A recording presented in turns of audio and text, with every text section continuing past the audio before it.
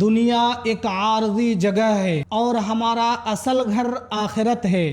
ہم سب یہاں امتحان کے لیے بھیجے گئے ہیں تاکہ اللہ تعالیٰ دیکھے کہ ہم میں کون بہتر عمل کرتا ہے۔ آج ہمارے ارد گرد گناہ عام ہو چکے ہیں اور دین سے دوری ایک فیشن بنتی جا رہی ہے، لیکن یاد رکھیے کامیابی صرف اور صرف اللہ کی بندگی، سنت کی پیروی اور تقوی کی راہ اختیار کرنے میں ہے۔ اللہ تعالیٰ قرآن میں فرماتا ہے وَمَا خَلَقْتُ الْجِنَّ وَالْإِنسَ إِلَّا لِيَعْبُدُونَ، میں نے جن و انس کو صرف اپنی عبادت کے لیے پیدا کیا ہے۔ تو آئیے ہم سب اپنے خالق کی طرف رجوع کریں، توبہ کریں اور نیکیوں کی راہ پر چلنے کا عہد کرے، کیونکہ موت قریب ہے اور وقت بہت کم ہے۔